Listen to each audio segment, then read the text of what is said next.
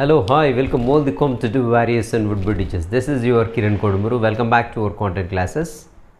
So school assistant biological content classes అనేవి ఆన్లైన్లో ఫ్రీగా అవుతున్నాయి. సో ఇప్పటి వరకు అయినటువంటి అన్ని క్లాసులు కూడా డిస్క్రిప్షన్లో ఇవ్వడం జరిగింది. ఎవరైనా మిస్ అయినట్లయితే చూడండి. సో ఈరోజు సెషన్లో వచ్చేసి ఆల్రెడీ మనం ప్రీవియస్ సెషన్లో దీనికంటే ముందుగా సో నేల అంటే ఏమిటి, ఆ నేలలో ఉండేటువంటి అంశాలు ఏంటి, సో అవి ఏ విధంగా జీవులు పెరగడానికి ఉపయోగకరంగా ఉంటాయి, సో ఏ విధంగా ఆ మృత్తిక అనేది ఏర్పడుతుంది అనేది చూడడం జరిగింది. సో ఆ మృత్తిక ఏ విధంగా కాలుష్యానికి గురవుతుందో ఈరోజు చూద్దాం. ఈరోజు అంశాలు. సో అసలు ముందుగా అసలు నేల కాలుష్యం ఏంటి అని చూసినట్లయితే, నేల కాలుష్యం అంటే నేలలో హానికరమైనటువంటి పదార్థాలు చేరడం, హానికర పదార్థాలు చేరినట్లయితే దానిని నేల కాలుష్యంగా చెప్పుకుంటూ ఉంటాం. సో మరి హానికరమైనటువంటి పదార్థాల చేత ఏమవుతుందని చూసినట్లయితే, దానిలో ఉండేటువంటి అంటే ఆ మృత్తికలో ఉండేటువంటి జీవజాలానికి హాని కలుగుతుంది. అంతేకాకుండా ఆ హానికర పదార్థాలు జీవుల నుండి ప్రత్యక్షంగానో పరోక్షంగానో మానవునికి ఎంటర్ అయిపోయి మానవులు వివిధ రకాల వ్యాధుల్ని కలిగించడానికి ఛాన్స్ ఉంటుంది. సో అంతేనా, ఇంకా ఏమైనా అవుతుందంటే ఆ యొక్క ఏవైతే హానికరమైన పదార్థాలున్నాయో నెమ్మదిగా నేలలో కొన్ని కలిసిపోయి ఉంటాయి, కొన్ని కలిసిపోయి ఉంటాయి. సో అవి నెమ్మదిగా నీటిలోకి అంటే భూగర్భ జలాన్ని కూడా కలుషితం చేయడానికి ఛాన్స్ ఉంటుంది. అంటే నేల కాలుష్యం ఏంటి, మనకి గాలి కాలుష్యానికి దారితీస్తుంది, అదేవిధంగా నీటి కాలుష్యానికి కూడా దారితీస్తుంది. గుర్తుపెట్టుకోండి, గాలి కాలుష్యానికి ఏ విధంగా దారి చేస్తుందంటే, సో ఈ యొక్క మృత్తికలో మనకి ఏమైనా కుళ్ళిపోతున్నటువంటి పదార్థాలు అధికంగా ఉన్నప్పుడు, అంటే సేంద్రియ పదార్థాలు అధికంగా ఉన్నప్పుడు కూడా ఎక్కువగా కూలిపోయి దాని నుండి దుర్వాసన వస్తుంటుంది. అంటే ఇండైరెక్ట్గా మనకి ఏంటంటే నేల కాలుష్యం అనేది గాలి కాలుష్యం లేదంటే వాయు కాలుష్యానికి కూడా దారితీస్తుందని చెప్పుకోవచ్చు. మరి ఈ నేలలో చేరేటువంటి ఈ యొక్క వ్యర్థ పదార్థాలు ఏవైతే ఉన్నాయో, వ్యర్థ పదార్థాలు ఏవి ఎంత మోతాదులో ఎంత శాతంలో ఉన్నాయి.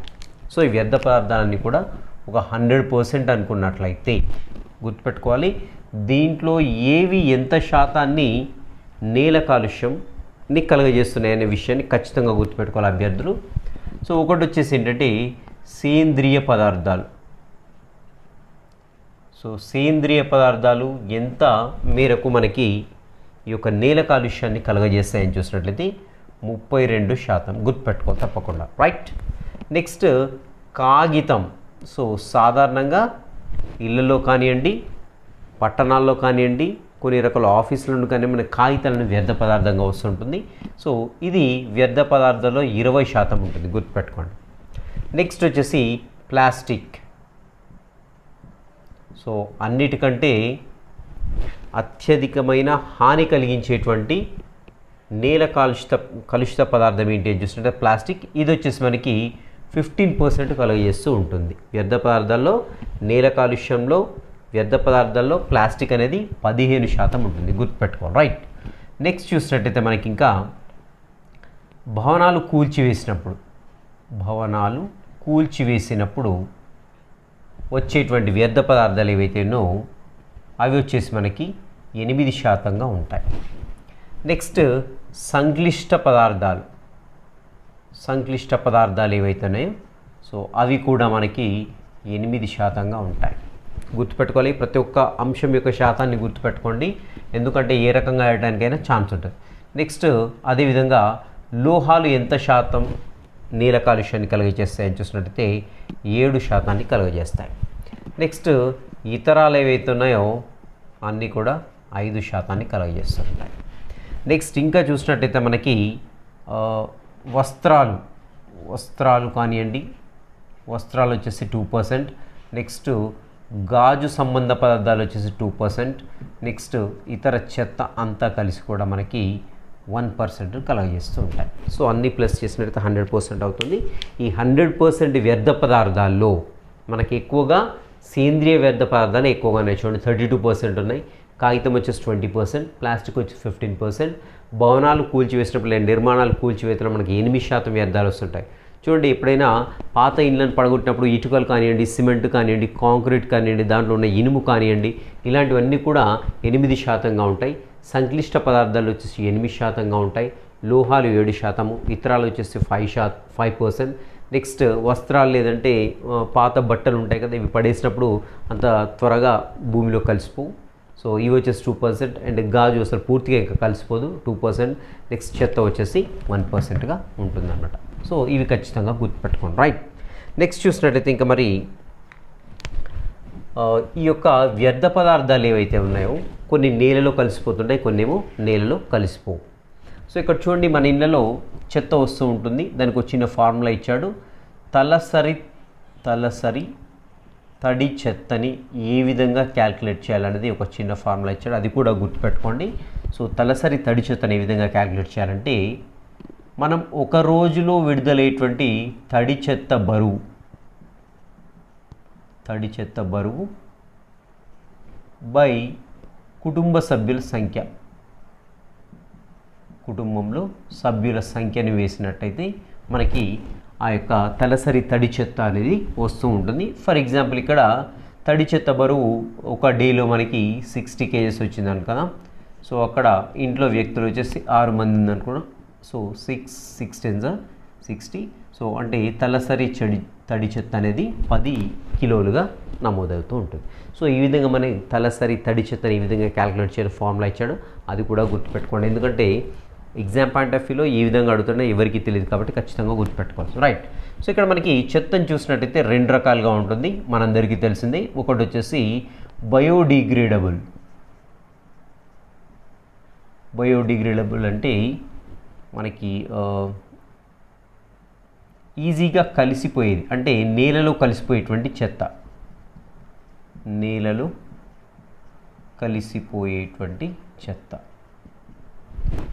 కలిసిపోయేటువంటి వ్యర్థ పదార్థాలు. నెక్స్ట్ వచ్చేసి నాన్ బయోడిగ్రేడబుల్,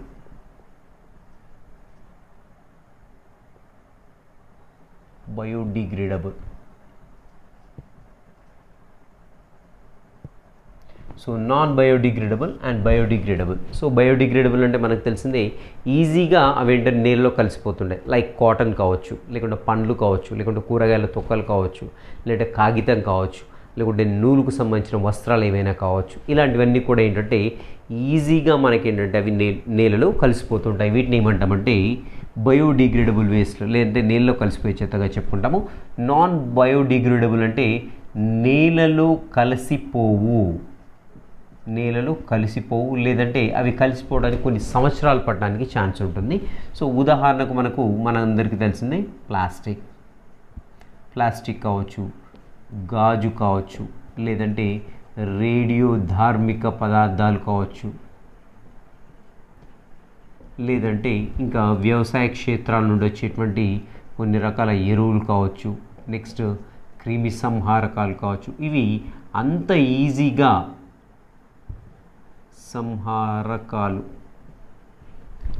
ఇవి నీళ్ళలో కలిసిపో. ఇలాంటి వాటిని ఏమంటామంటే నాన్ బయోడిగ్రేడబుల్ వేస్ట్గా చెప్పుకుంటూ ఉంటాం, రైట్. సో ఇవి వచ్చేసి మనకి ఏంటంటే biodegradable and non biodegradable. So ఇంకా చూసినట్టయితే మనకి ఏంటంటే ఇక్కడ అసలు వ్యర్థాల యొక్క సోర్స్ ఏంటి అని చూసినట్టయితే మెయిన్గా మనకు 4 రకాల సోర్సెస్ నుండి మనకి ఈ యొక్క వ్యర్థాలు అనేవి వస్తుంటాయి. గుర్తుపెట్టుకోండి, ఒకటి వచ్చేసి మనకి, so I just rub this one, నేల కలుషితం కావడానికి 4 రకాల కారణాలు అయితే బుక్లో ఇవ్వడం జరిగింది. సో అవేంటని చూసినట్టయితే, ఒకటి విచక్షణారహితంగా ఎరువులు వాడడం. నెక్స్ట్ రెండోది వచ్చేసి విచక్షణారహితంగా క్రిమి సంహారకాలను వాడడం, లేదంటే కీటకనాశులు వాడడం, లేదంటే వీడిసైడ్ కలుపు మొక్కల నివారణకు మందులు వాడడం. ఇలాంటి వాడినప్పుడు ఏంటంటే ఈ యొక్క నేల అనేది కలుషితం అవుతుంటుంది. నెక్స్ట్ ఘన పదార్థాల విడుదల. సో అది పరిశ్రమల నుంచి కావచ్చు, లేదంటే ఇళ్ళలో నుంచి కూడా కావచ్చు. నెక్స్ట్ నాలుగోది వచ్చేసి డిఫారెస్టేషన్. డిఫారెస్టేషన్ అంటే అడవులని నరికి వేయడం.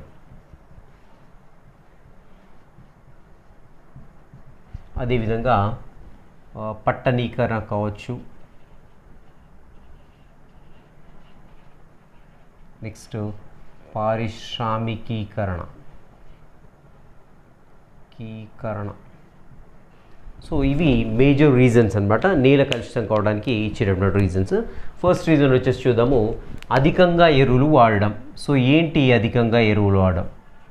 అధికంగా విచక్షణ రహితంగా ఎరువులను వాడడం.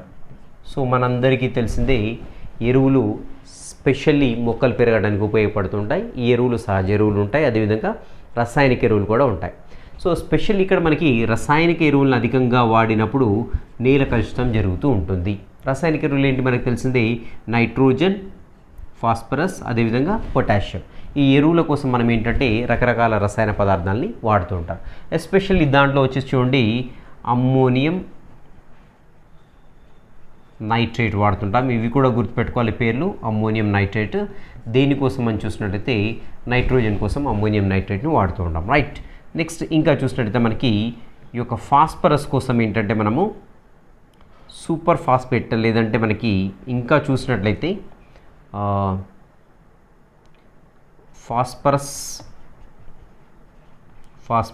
పెంటాక్సైడ్.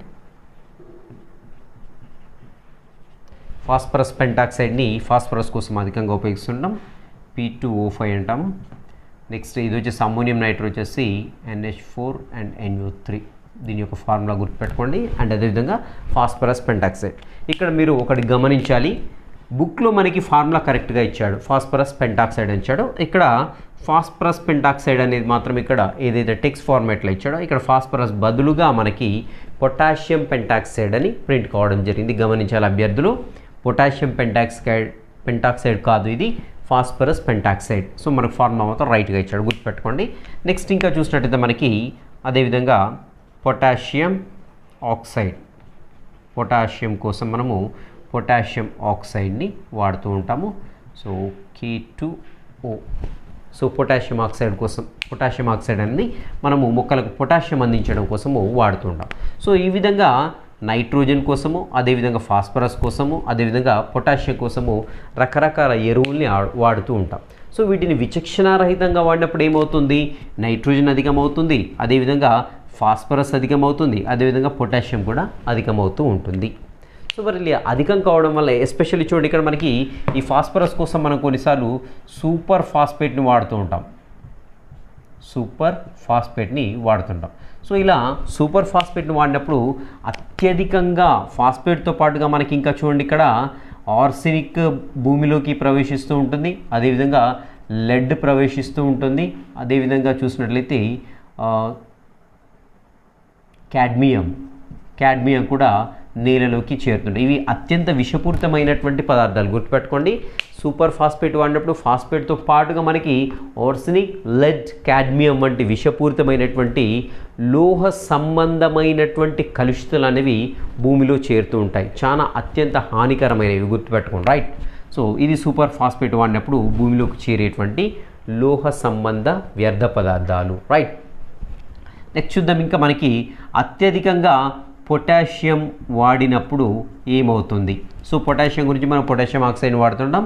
సో ఇలా పొటాషియం ఆక్సైడ్ వాడినప్పుడు పొటాషియం ఎక్కువ అవుతుంది. సో అప్పుడు పంటల యొక్క నాణ్యత దెబ్బతింటుంది, గుర్తుపెట్టుకోవాలి. పంటల యొక్క నాణ్యత తగ్గిపోతుంది, అంటే ఆ యొక్క గ్రెయిన్స్లో ఉండేటువంటి కార్బోహైడ్రేట్స్ యొక్క పరిమాణం తగ్గిపోతూ ఉంటుంది. ఇంకా చూసినట్లయితే మనకి కీటకాల బెడద ఎక్కువగా ఉంటుంది. కీటకాల బెడద అనేది ఎక్కువ అవుతూ ఉంటుంది. నెక్స్ట్ పండ్లు కూరగాయలు చూసినట్లయితే నెక్స్ట్ కూరగాయల్లో విటమిన్ సి తగ్గిపోతుంది, గుర్తుపెట్టుకోవాలి. నెక్స్ట్ అదేవిధంగా కెరాటిన్ కూడా. ఈ విధంగా మనకి పొటాషియం అధికంగా వాడినప్పుడు, ఎస్పెషల్లీ ఈ ఎన్పికే ఎక్కువ వాడినప్పుడు పంటల యొక్క నాణ్యత కొన్ని రోజుల పాటు బాగానే ఉంటుంది, తర్వాత అధికంగా అయినప్పుడు వాటి యొక్క నాణ్యత తగ్గిపోతూ ఉంటుంది. అదేవిధంగా పొటాషియం ఎక్కువైనప్పుడు అంటే ఆ యొక్క పంటలకు కీటకాల బెడద ఎక్కువగా ఉంటుంది. అంతేకాకుండా పండ్లు కూరగాయలు విటమిన్ సి కానివ్వండి కెరటన్ యొక్క పర్సెంటేజ్ అనేది చాలా వరకు తగ్గిపోతుంది. కాబట్టి ఆటోమేటిక్గా పండ్ల యొక్క నాణ్యత కూరగాయల యొక్క నాణ్యత తగ్గిపోతూ ఉంటుంది అన్నమాట. ఇది వచ్చేసి మనకి ఏంటంటే అధికంగా ఎరువులను విచక్షణ రహితంగా ఎరువులు వాడినప్పుడు కలిగేటువంటి నష్టాలు నేలకు. రైట్. సో నెక్స్ట్ చూద్దాం, విచక్షణ రహితంగా మనకి క్రిమి సంహారకాలు వాడినప్పుడు ఏమవుతుందో చూద్దాం. మనకి రెండో అంశం వచ్చేసి విచక్షణ రహితంగా ఇండిస్క్రిమినేట్గా మనకేంటంటే కీటకనాశనలను కలుపు నాశనలని వాడడం. నెక్స్ట్ దీంట్లో ఇంకా శిలీంద్రనాశకాలు ఉంటాయి, రోడెంటిసైడ్స్ చాలా ఉంటాయి. ఇవన్నీ వాడినప్పుడు ఏ విధంగా నేల కలుషితం అవుతుందో చూద్దాం. సో ఎస్పెషల్లీ ఈ విచక్షణారహితంగా కీటకనాశనాలను చూసినట్లయితే వీటిలో ముఖ్యమైనవి ఏంటంటే DDT ఉంటుంది, నెక్స్ట్ బెంజైల్ హెక్సాక్లోరైడ్ ఉంటుంది, నెక్స్ట్ చూసినట్లయితే గెమాక్సిన్ ఉంటుంది, నెక్స్ట్ చూసినట్లయితే ఆర్గానోఫాస్ఫేట్స్ ఉంటాయి, ఆర్గానోఫాస్ఫేట్స్, నెక్స్ట్ ఆల్డ్రిన్ ఉంటుంది, మలాథియాన్ ఉంటుంది. సో ఇవన్నీ కూడా మనకి ఏంటంటే కొన్నేమో కీటకనాశనాలు ఉంటాయి, కొన్నేమో ఇవి వచ్చేసి శిలీంద్రనాశకాలు. గుర్తుపెట్టుకోండి, వీటి పేర్లు కంపల్సరీ గుర్తుపెట్టుకోవాలి. శిలీంద్రనాశకాలు. సో ఫంజిసైడ్స్ అంటాం వీటి, ఫంజిసైడ్స్. సైడ్ అంటే కిల్ చేయడము, ఫంజీ అంటే శిలీంద్రనాశకాలుగా చెప్పుకుంటాము. సో ఇవి వచ్చేసి కీటకనాశనం. సో BH కానివ్వండి, DT కానివ్వండి, గెమాక్సిన్ కానివ్వండి, ఇవన్నీ కూడా కీటకనాశనం. సో మరి ఇక్కడ DDT, BH, గెమాక్సిన్ వీటి యొక్క ఫుల్ ఫామ్స్ కూడా గుర్తుపెట్టుకోండి. DDT అంటే డైక్లోరో డైఫినైల్ ట్రైక్లోరోఈథేన్. ఒకసారి ఎగ్జామ్లో కూడా అడగడం జరిగింది. సో కాబట్టి ఖచ్చితంగా ఇలాంటి అంశాలు ఖచ్చితంగా గుర్తుపెట్టుకోండి. నెక్స్ట్ బెంజిన్ హెక్సాక్లోరైడ్,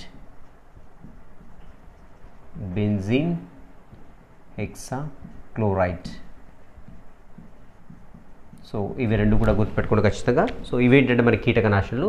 సో వీటిని ఎక్కువగా వాడినప్పుడు ఆల్రెడీ మనకి 8th క్లాస్లో కూడా వచ్చింది, DDT ఆహారపు గొలుసులోకి చేరిపోతుంది, సో ఆహారపు గొలుసు నుండి ఏంటంటే పక్షుల్లోకి చేరుతుంది. సో పక్షుల్లోకి చేరినప్పుడు వాటి యొక్క గ్రుడ్లపై ఉన్నటువంటి పింక్ అనేది నాణ్యత లోపించేసి పగిలిపోతూ ఉంటుంది. సో అలా పగిలిపోవడంతో కొన్ని పక్షులు కనుమరుగు కూడా అయిపోయి.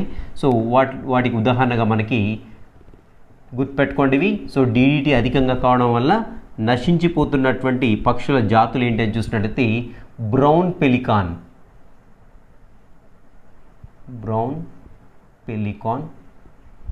నెక్స్ట్ అదేవిధంగా ఓస్ప్రే, నెక్స్ట్ డేగలు, నెక్స్ట్ గద్దలు. సో ఇవన్నీ కూడా ఈ 4 రకాల పక్షులు అనేవి ఈ యొక్క DDT వల్లనే నశించిపోతున్నాయి. ఎందుకంటే DDT నెమ్మదిగా ఆహారపు గొలుసులోకి ఎంటర్ కావడం, ఆహారపు గొలుసులో ఎంటర్ అయిన తర్వాత ఆ జీవులను పట్టుకొని తిన్నప్పుడు వీటి యొక్క శరీరంలో ఒక DDT ఎంటర్ అయిపోయి ఆ DDT ఏమవుతుందంటే గుడ్లపై ఉన్నటువంటి కాల్షియం కార్బోనేట్ పెంకు యొక్క నాణ్యతను దెబ్బతీయడం వల్ల గుడ్లు ఈజీగా పగిలిపోతాయి. పగిలిపోయినప్పుడు ఏమవుతుందంటే ఆటోమేటిక్గా సో అవి హ్యాచింగ్ కాకపోవడం, పిల్లలు ఏర్పడకపోవడంతో వాటి యొక్క జాతి సమూలంగా అంతరించిపోవడానికి సిద్ధంగా ఉందని కొన్ని అంతరించి కూడా పోయాయి. సో వాటిలో ముఖ్యంగా బ్రౌన్ పెలికాన్, ఆస్ప్రే, డేగలు, గద్దలు గుర్తుపెట్టుకోండి అవి. రైట్. నెక్స్ట్ ఇవి వచ్చేసి మనకి ఏంటంటే ఆహారపు గొలుసులోకి ప్రవేశించడం ద్వారా కలిగేటువంటి నష్టాలు. ఇంకా చూడండి, ఇక్కడ మనకి శిలీంద్రనాశకాలు అధికంగా వాడినప్పుడు ఆర్గానోఫాస్ఫేట్స్ కానీ, ఆల్డ్రిన్స్, మలాథియాన్ ఇంకా కొన్ని ఉన్నాయి. ఇవి చూసినట్లయితే ఇవి కూడా ఆహారపు గొలుసులోనికి వచ్చేస్తాయి. వచ్చినప్పుడు ఏమవుతుందని చూసినట్లయితే ఆహారపు గొలుసులోనికి నుండి నెమ్మదిగా ఏమవుతుంది, మానవులకు చేరుతుంది. మానవులకు కానివ్వండి, నెక్స్ట్ ఇతర జంతువులు ఏవైతేనో జంతువులోనికి చేరుతాయి. సో ఇలా చేరినప్పుడు ఇవి ఎస్పెషల్ ఏంటంటే చాలా విషపూరితం. గుర్తుపెట్టుకోండి, ఇవి చాలా విషపూరితం. సో ఇలా విషపూరితమైనటువంటి శిలీంద్రనాశకాలు ఏవైతే ఉన్నాయో ఆహారపు గొలుసు ద్వారా రకరకాల జంతువుల్లోకి నెక్స్ట్ మానవుల్లోనికి ఎంటర్ కావడంతో ఈ యొక్క విషపూరితమైనటువంటి పదార్థాలు ఏవైతే ఉన్నాయో ఆర్గనోఫాస్ఫేట్స్ కావచ్చు, ఆల్డ్రింగ్స్ కావచ్చు, నెక్స్ట్ మలాథియాన్ కావచ్చు, ఇలాంటివన్నీ కూడా శరీరంలోకి ఎంటర్ అయిపోతుంటాయి. సో ఆహారం తీసుకుంటాం కాబట్టి శరీరంలోకి ఎంటర్ అయ్యాయి. ఎస్పెషల్ ఏంటంటే జీర్ణ వ్యవస్థలోకి వెళ్తాయి, జీర్ణ వ్యవస్థను మొత్తం కూడా డిస్టర్బ్ చేస్తాయి. ఇంకా అక్కడ నుండి రకరకాల ఆర్గన్స్కి వెళ్ళిపోవడం, ఆర్గన్స్ని డ్యామేజ్ చేయడం జరుగుతూ ఉంటుంది అన్నమాట. సో ఈ రకంగా ఈ యొక్క విష పదార్థాలు అనేవి నేలను మాత్రమే కాదు ఇండైరెక్ట్గా చివరికి వచ్చేసరికి అనేక రకాల జంతువుల్ని కానివ్వండి మనుషుల్ని బలి తీసుకుంటూ ఉంటాయి. రైట్. సో ఇక్కడ చూసినట్టయితే మనకి ఇంకా 2 వర్డ్స్ ఇవ్వడం జరిగింది, గుర్తుపెట్టుకోండి. సో జైవిక వ్యవస్థీకరణం, జైవిక వ్యవస్థీకరణం, నెక్స్ట్ జైవిక వృద్ధీకరణం.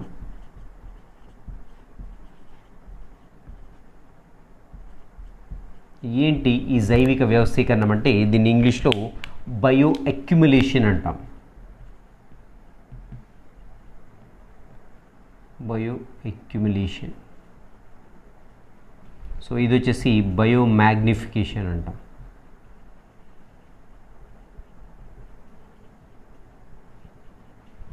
బయో అక్యుములేషన్ అండ్ ఏంటి bio accumulation and bio magnification అంటే నేలలో కరగనటువంటి రసాయన పదార్థాలు ఏవైతే ఉన్నాయో అవి నెమ్మదిగా ఆహార గొలుసులోనికి ఎంటర్ అయిపోతాయి, ఫుడ్ చైన్లోకి ఎంటర్ అయిపోతాయి. అలా ఫుడ్ చైన్లోకి ఎంటర్ కావడాన్ని ఏమంటామంటే జైవిక వ్యవస్థీకరణం అంటాం. బయో అక్యుములేటెడ్ చేరడం. సో బయో అంటే జీవుల్లోకి చేరడం. సో అలా ఆహార గొలుసులో ఉన్నటువంటి జీవుల్లోకి చేరడాన్ని ఏమంటామంటే జైవిక వ్యవస్థాపనంగా చెప్పుకుంటాం. సో ముందుగా చూసినట్టు చిన్న జీవుల్లోకి అవి చేరుతుంటాయి. అది మొక్కలు కావచ్చు, లేదంటే చిన్న జంతువులు కావచ్చు, వాటిలోకి చేరడాన్ని బయో అక్యుములేషన్గా చెప్పుకుంటాం. సో మ్యాగ్నిఫికేషన్ అంటే మ్యాగ్నిఫైయర్ అంటే ఏంటి? భూతద్దం. సో అంటే ఉన్నది ఎక్కువ అవుతూ ఉంటుంది అన్నమాట. భూతద్దం చూస్తే ఏమవుతుంది? సో ఉన్నటువంటి వస్తువు ఏదైతుందో పెద్దగా కనపడుతుంది. ఇక్కడ కూడా బయో మ్యాగ్నిఫికేషన్ అంటే ఆ యొక్క చేరేటువంటి పదార్థం ఏదైతే ఉందో ఆహార గొలుసులో చేరింది. ఫర్ ఎగ్జాంపుల్ ఒక చిన్న కీటకము ఏదో గడ్డిని తిన్నది, గడ్డి నుండి మనకి ఒక 1 ppm DDT ఒక కీటకంలోనికి వచ్చింది అనుకుందాం, ఒక కీటకంలోనికి. సో ఇంకో కీటకంలోని కూడా 1 ppm వెళ్ళిపోయింది. రైట్. సో ఇంకో కీటకంలోని కూడా 1 ppm, అంటే ఈ 3 కీటాలు కలిపేసి 3 ppm ఉంది. Right, parts per million. Next ఈ 3 కీటకాలను వచ్చేసి ఒక కప్ప తినింది అనుకుందాం. ఆ కప్పలో ఎంత అవుతుంది? 3 ppm అయిపోతుంది. అంటే ఇక్కడ చూడండి, ఇక్కడ ఉండేటువంటి ఏదైతే వ్యర్థ పదార్థాలు అవి ఏమైంది?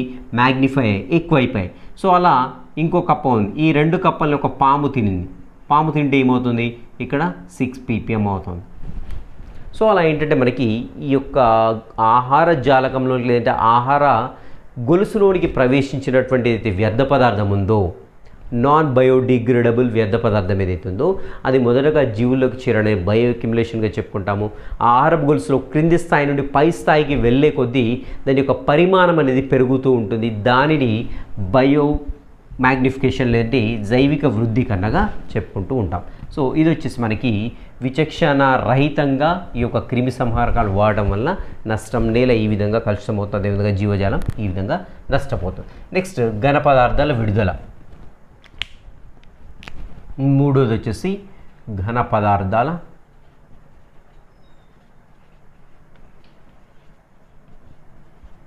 సో మరి ఈ ఘన పదార్థాల విడుదల ద్వారా కూడా మనకు నేల కలుషితం జరుగుతుంది. సో మరి ఘన పదార్థాల విడుదల ఎక్కడి నుండి విడుదల అవుతుందని చూసినట్లయితే చూద్దాం. ఫస్ట్ పరిశ్రమలు కావచ్చు. పరిశ్రమల నుండి అనేక రకాలైనటువంటి ఘన పదార్థాలు విడుదలవుతుంటాయి. సో ఇంకా చూసినట్లయితే ఇళ్ళల్లో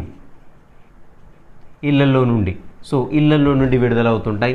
సో ఇళ్ళల్లో వచ్చేసి చెత్త కావచ్చు, నెక్స్ట్ నిర్మాణాలు కూల్చివేసినప్పుడు కావచ్చు, సో ఇల్లు నిర్మించినప్పుడు కావచ్చు. సో ఇలా మనకేంటంటే ఇళ్ళ కూడా మనకేంటంటే మెయిన్ సోర్స్ ఆఫ్ ఇదేంటి బయో వేస్ట్లు అనేవి వచ్చేస్తూ ఉంటాయి. రైట్.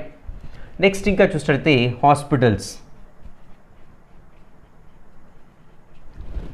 మనకు తెలిసిందే. హాస్పిటల్స్కి చాలా రకాల వ్యర్థాలు వస్తుంటాయి. మందులు కావచ్చు, బ్యాండేజ్లు కావచ్చు, యూజ్ చేసినటువంటి సిరంజెస్ కావచ్చు, నీడిల్స్ కావచ్చు, శస్త్రచికిత్స పరికరాలు కావచ్చు, ఇంకా రకరకాల ఎక్స్పైర్ అయినటువంటి ట్యాబ్లెట్స్, సిరప్స్ ఇవన్నీ కూడా పడేస్తూ ఉంటారు. ఇంకా రకరకాలైనటువంటి వేస్ట్లన్నీ కూడా మనకి ఏంటంటే హాస్పిటల్స్ నుండి విడుదలవుతూ ఉంటాయి. సో ఇలా మనకి ఘన పదార్థాలు అనేవి కూడా విడుదలైన తర్వాత నేలపైన కొన్నేమో కలిసిపోయి ఉంటే కలిసిపోతాయి ఈజీగా. ఫర్ ఎగ్జాంపుల్ కాటన్ వచ్చింది, కాటన్ కలిసిపోతూ ఉంటుంది.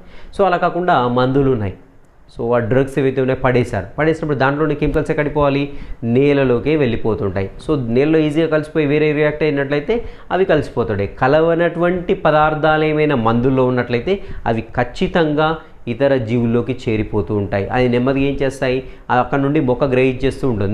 నీటి నుండి ఆ యొక్క వ్యర్థ పదార్థాలు ఏవైతున్నాయో, రసాయనాలు ఏవైతున్నాయో ఆ యొక్క నీటి నుండి మొక్క గ్రహిస్తుంది, మొక్కలు అక్యుములేట్ అయిపోతాయి. అక్కడ నుండి మళ్ళీ ఇతర జంతువులు తిన్నప్పుడు అక్కడికి వెళ్ళిపోతాయి. ఇంకా ఇలా ఆహార గొలుసులో ఒక స్థాయి నుండి మరొక స్థాయికి వెళ్ళే కొద్ది ఏమవుతుందంటే ఆ యొక్క రసాయన పదార్థాలు ఏవైతే అవి కంపల్సరీ ఒక స్థాయి నుండి మరొక స్థాయికి ఇలా ప్రయాణిస్తూ ఉంటాయి, నష్టాన్ని కలగజేస్తూ ఉంటాయి. రైట్. సో చూద్దాం ఇంకా నెక్స్ట్ వచ్చేసి వన నిర్మూలన, నెక్స్ట్ పట్టణీకరణ.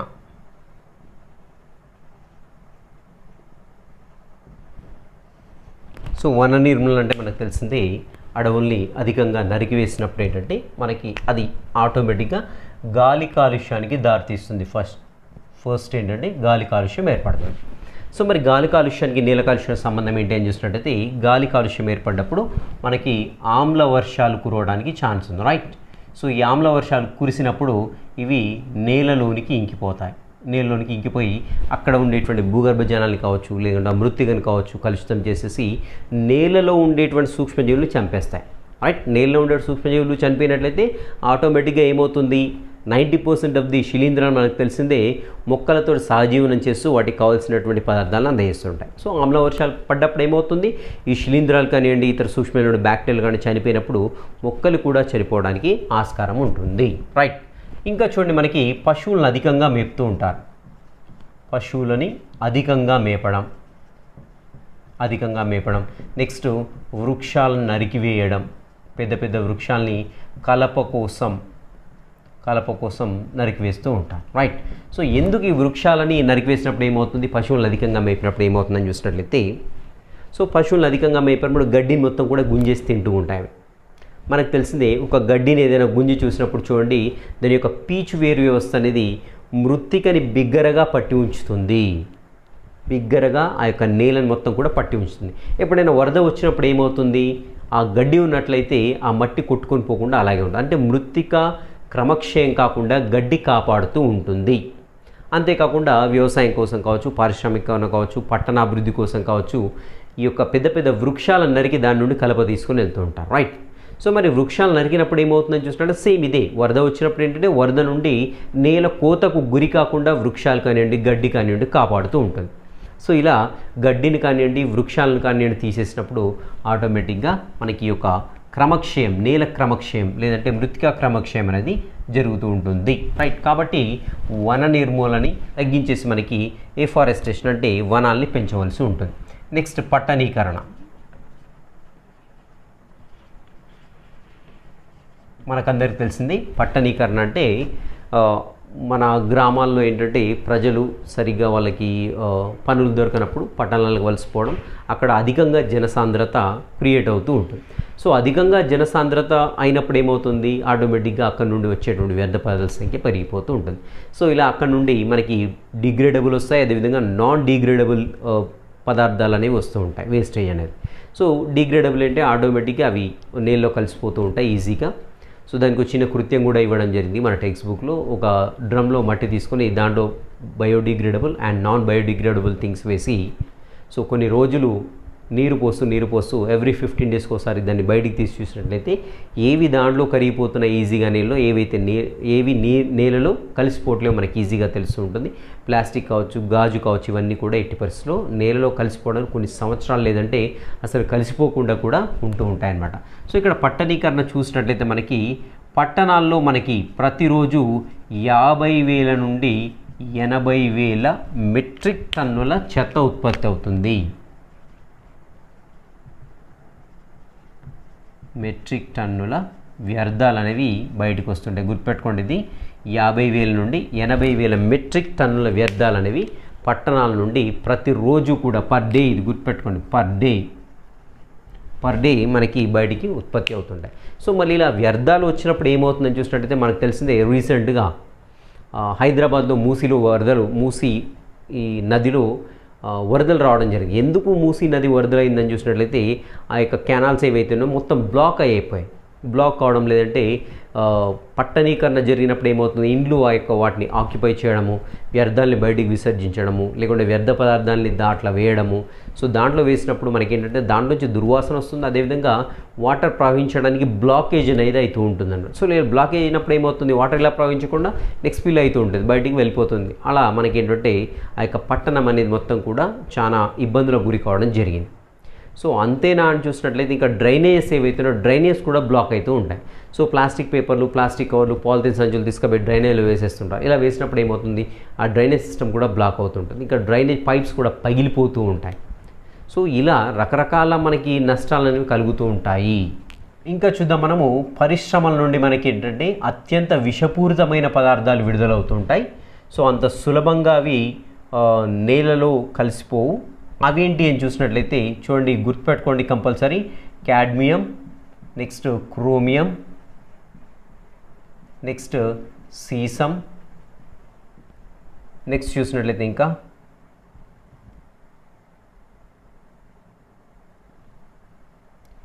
ఆర్సెనిక్, నెక్స్ట్ సెలీనియం వంటివి భారలోహాలు. ఇవి పరిశ్రమల నుండి విడుదలైనటువంటి రసాయనాల్లో ఉంటాయి. కంపల్సరీ గుర్తుపెట్టుకోండి, cadmium, chromium, sesame, arsenic, selenium.